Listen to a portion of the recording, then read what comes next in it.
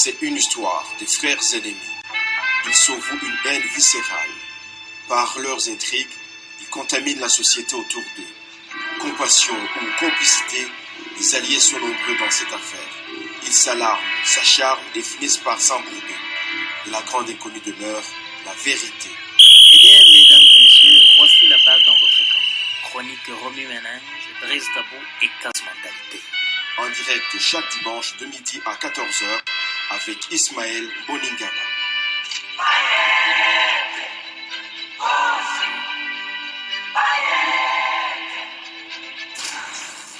Vous écoutez la radio Ukuri pour la vérité, la justice entre Africains.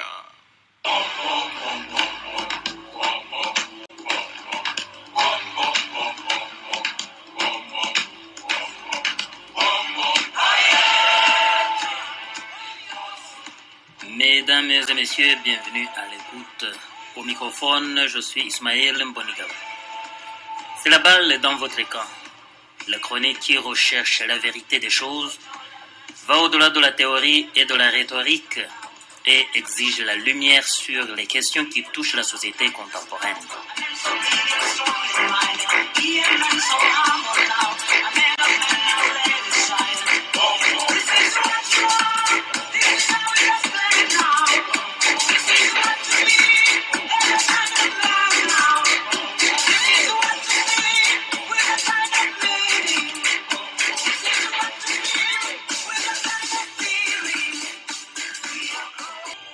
Chaque être humain est aujourd'hui témoin d'un vice qui ronge notre monde, soit en tant que victime ou en tant que bourreau. Il suffit qu'on se considère ou que l'on soit considéré comme tel. Pour ceux dont nous sommes spectateurs lointains, nous croyons peut-être à l'abri, eh bien, ce n'est que pour un délai éphémère, car la contagion du mal a déjà atteint sa vitesse de croisière. Qui sait si demain matin nous ne serons pas pris à partie dans ce conflit qui ravage aujourd'hui la bande de Gaza? Qui sait, nous serons peut-être identifiés à l'un ou à l'autre des protagonistes de la guerre d'Afghanistan, peu importe la distance qui nous sépare de ces frères inconnus. Ah, le mal, qu'il est sophistiqué. C'est un amalgame de la sagesse et la folie. Aussi en découle-t-il que certains même sont victimes de leur propre perversité, héroïques aux yeux des uns, lâches aux yeux des autres. Hypocrisie des hypocrisies, tout est hypocrisie dans ce monde, en plus d'être vanité comme l'a enseigné l'Ecclésiaste depuis le IIIe siècle avant Jésus-Christ. La main mise du mal sur l'âme humaine est trop forte.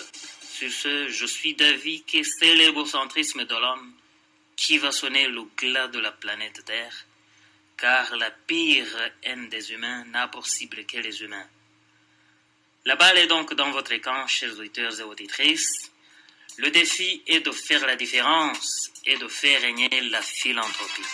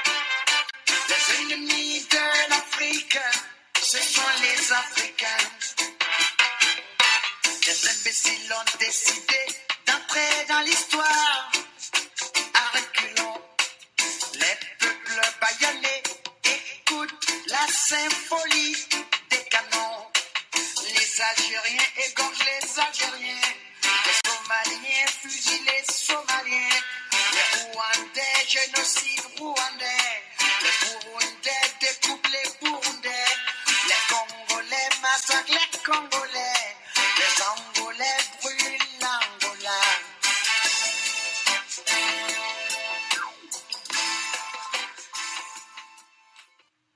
Chers auditeurs et auditrices, la chronique de ce dimanche 11 janvier 2009 est axée sur un conflit ignoré, longtemps ignoré de sorte qu'il passe pour une norme socio-culturelle d'un peuple, une norme en passe d'être prêchée auprès des peuples lointains.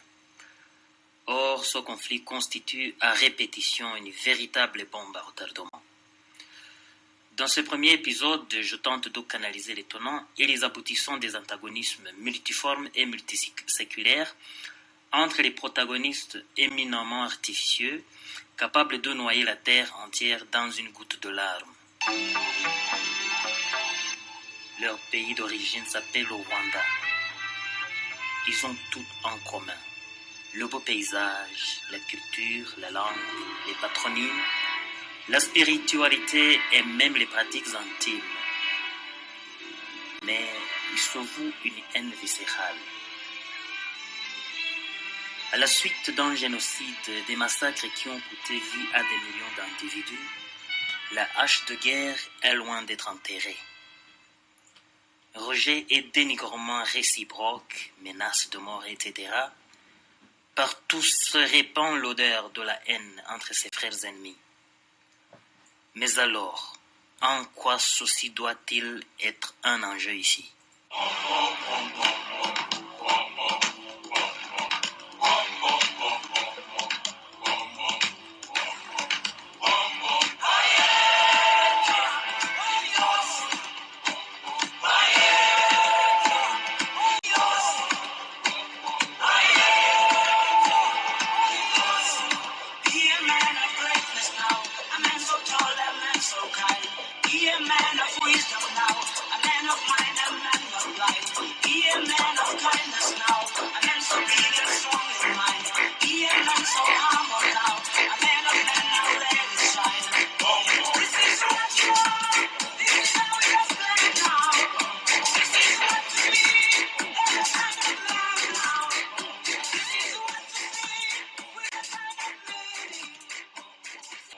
Voici, mesdames et messieurs, l'enjeu que cette chronique veut dévoiler.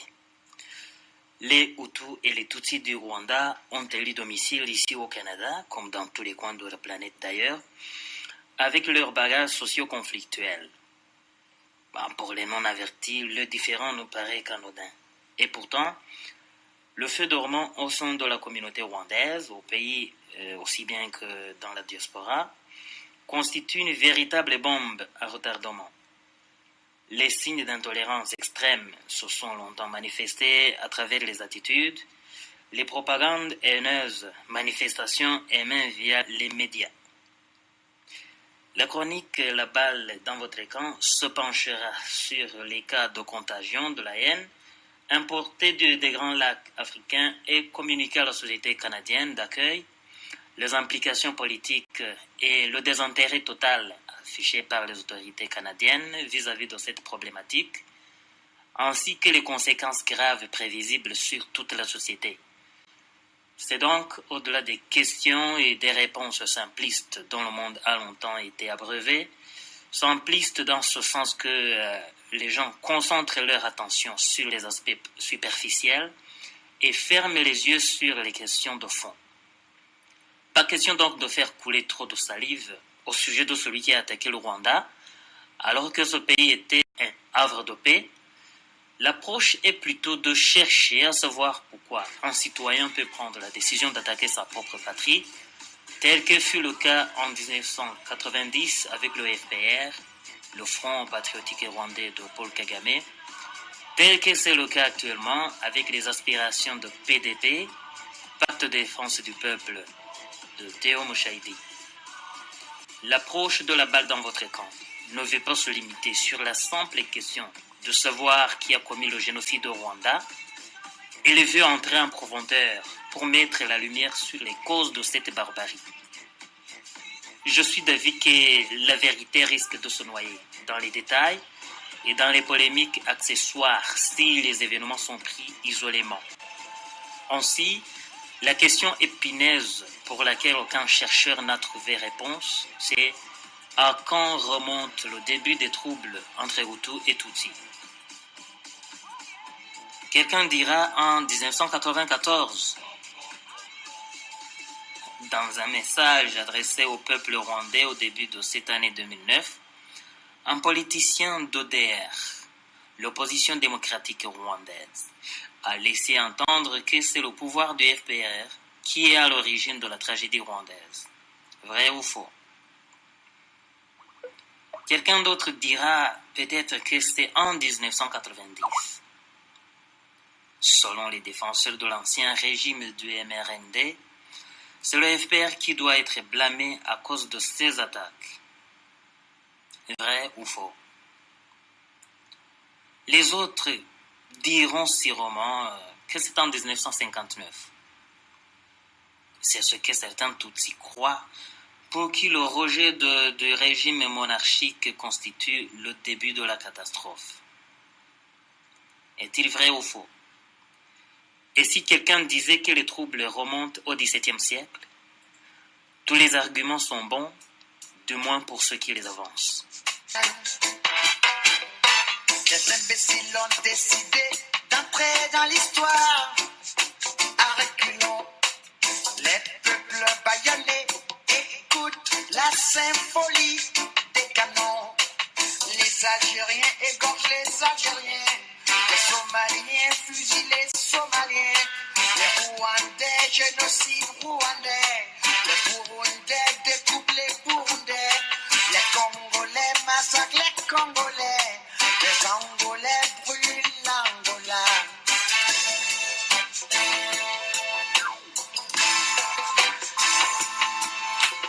On a le diamant à ciel vert. On a l'or à ciel vert. La bauxite à ciel vert. L'uranium à ciel vert. Mais les cerveaux se sont enfuis à tombeau ouvert.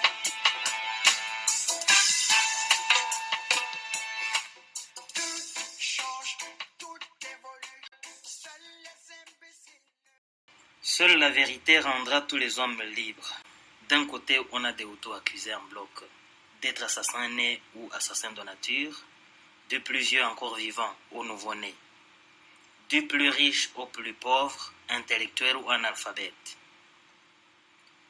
Ils se font collectivement porter le chapeau pour des crimes commis pendant 3 décennies par des régimes républicains de 1960 à 1990.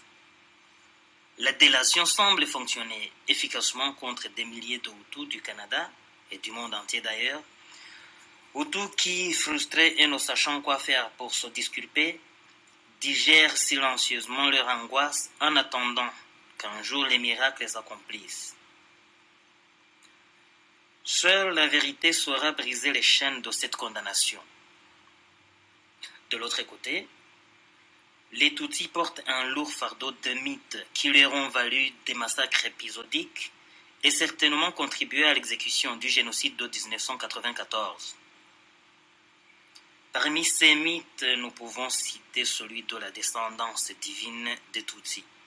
En effet, certains Tutsis maintiennent soit que leur ancêtre est descendu du ciel, soit ils sont proches des Juifs, le tout pour souligner leur hégémonie sur les Hutus.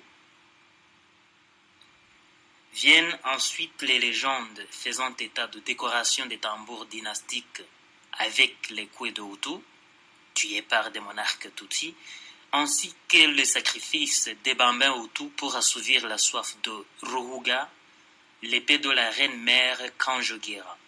Sur ce, les Tutsis, eux aussi, ont besoin d'un soulagement moral face au passé criminel des régimes monarchiques Tutsis.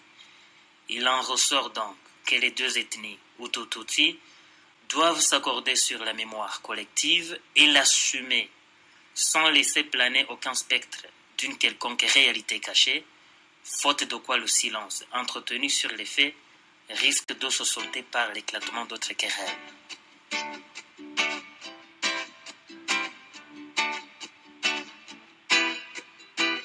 Faisons partager le monde, rien ne m'étonne, rien ne m'étonne, rien ne m'étonne. Ils ont partagé le monde, rien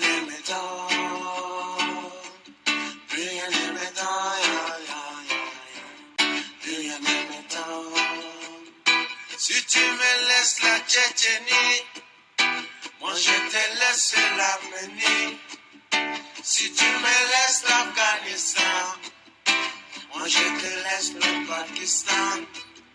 Si tu ne quittes pas Haïti, moi je t'embarque pour Bangui. Si tu m'aides bombarder l'Irak, moi je t'arrange le Kurdistan. Ils ont partagé le monde,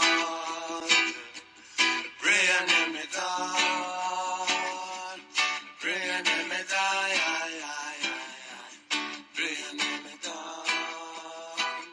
Ils ont partagé le monde, rien ne m'étonne, rien ne m'étonne, rien ne m'étonne. Quant aux tiers témoins du drame rwandais, donc à part les Hutus et les Tutsis, disons les Canadiens dans le cas présent, la sagesse rwandaise invite à la prudence. Ukiranura abavandimwe arararama. Pour dire que l'arbitrage dans différents frères se veut absolument neutre. D'emblée, il faut se rendre compte que la formule simpliste voulant déduire le duo Hutu-Tutsi en termes des bons et des méchants doit être bannie. Tout comme celle qui veut forcément accoler l'étiquette de victime ou de bourreau à l'une de ces deux ethnies en présence. Les amis étrangers des Hutus et des Tutsis sont souvent l'objet d'un tel aveuglement entraîné par l'émotion. Donc, il faut qu'ils prennent garde.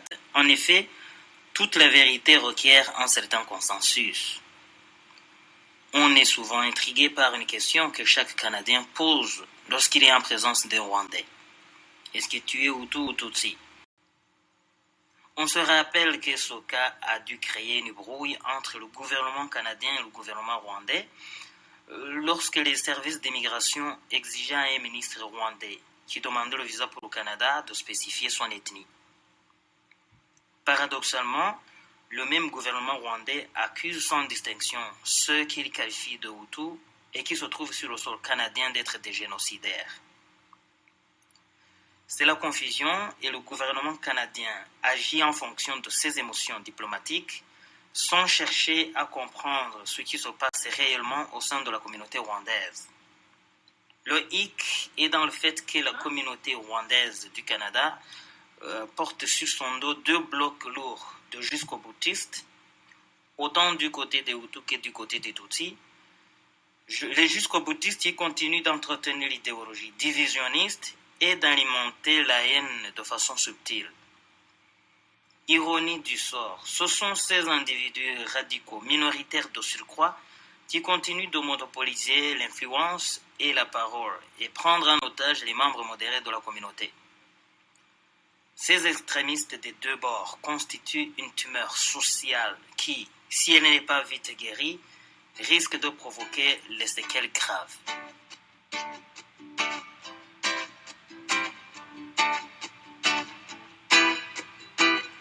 Ils ont partagé le monde, rien ne m'étonne, rien ne m'étonne, rien ne m'étonne. Ils ont partagé le monde, rien ne m'étonne, rien ne m'étonne, rien ne m'étonne. Ils ont partagé Africa sans nous consulter. Ils s'étonnent que nous soyons désunis. Une partie de l'Empire mandin se trouva chez la Wolof. Une partie de l'Empire Mossi se trouva dans le Ghana. Une partie de l'Empire Soussou se trouva dans l'Empire mandin. Une partie de l'Empire mandin se trouva chez les Moussis. Ils sont partagés Africa sans nous consulter, sans nous demander, aïe aïe aïe, sans nous aviser. Ils ont partagé le monde, rien ne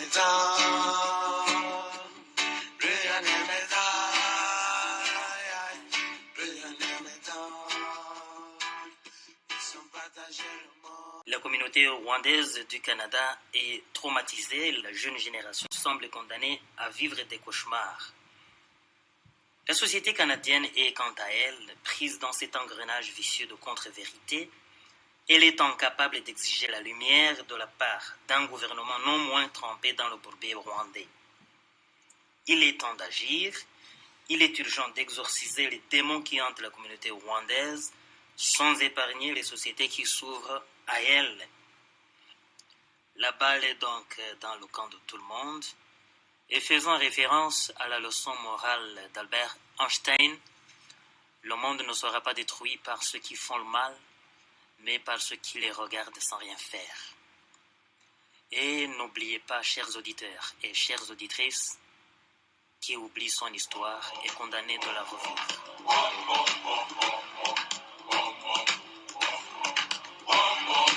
Voilà, mesdames et messieurs, ce qui constitue l'éditorial de notre chronique.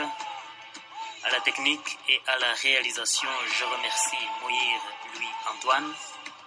Au micro, c'était Ismaël Bonigaba. Je vous souhaite une agréable année 2009 et je vous invite à vous joindre à la balle dans votre camp dimanche prochain à partir de midi.